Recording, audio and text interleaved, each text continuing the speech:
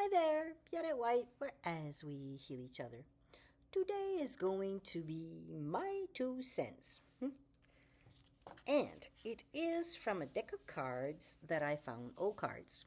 Developing Intuition, Practical Guidance for Daily Life. And it's by Shanky, I think it's Gawain. I'll show it to you. You make it up. There you go. Should try to figure that one out first, right? Anyways, the card that I picked today is this. And it says, make a list of the creative fantasies you have about your career. Make another list that details the concrete action steps you can take to explore those fantasies. Is there someone there? Okay, I'm going to show you because I forgot the last time. Can you see that? There you go. So, make a list of the creative fantasies you have about your career. Well, sometimes we can dream on and we think it'll never happen. But also sometimes we can dream on and make it happen. You know, when you're a kid and you are wanting something so bad, you will do just about anything to get it. Career-wise, you might be thinking it's not achievable, but what is not achievable? Is it just one part of it? Is it the whole thing? What do you think? Make another list that details the concrete action steps you can take to explore those fantasies. Example, I used to have a office in a basement of a building. It was nice. And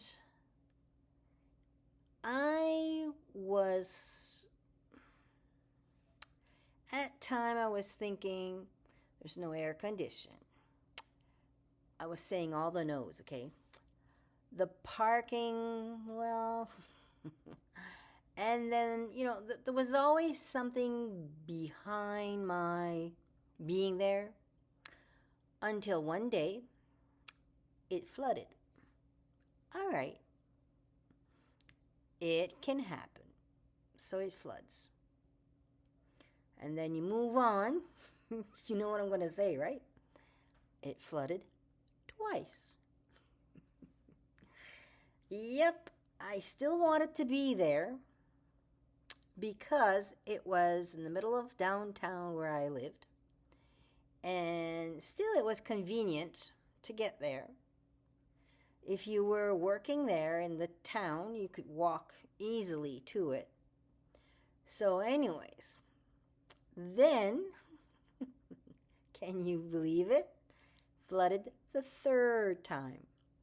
Well, I guess that was my hint that what I was supposed to be, or where I was supposed to be, was somewhere else. So, okay, fine enough. So I packed it all up again. That wasn't my first move. Packed it all up and I brought it home. Then I noticed that being at home was really what I wanted. First of all, I had a husband that was sick. So for me to be here and not out was convenient. I didn't have to travel. I didn't have to worry because I could hear what he was doing here, and he was very quiet. At that time, he wasn't as sick as he was. So I did take the time to set up his room so that he would be comfortable in doing whatever he needed to do there, watch TV or computers. But at the same time, my clients were also comfortable. So to me, Yes, it happened the first time for the flood. Yes, I didn't listen to my intuition. Happened the second time to the flood. And then the third time came. Well, I guess that was it. I said, okay, there's a message here, and I'm just not wanting to listen to it. So when I did listen to it, I started to see what was it that I was not willing to know. Because the first time it told me something, second time it told me something else, and the third time was saying, hello? Hello? So I had to listen. But when I got home and I started to put my career into focus to what was better for me, good also for my clients, not better for them because I gave good sessions and all that. So it wasn't as if the service was different because it really wasn't. I still had one-on-one time. I still had, all that goes with it. But the thing was, I needed to say, okay, it's time to pick and choose my time, that I can do it, and it was on the main floor. I didn't have to go down the steps. I think I had something like 19 steps or something, 19 or even more. And it was steep, it was really steep steps. But yeah, gotta listen sometimes. But as here it says, make a list of the creative fantasies you have about your career.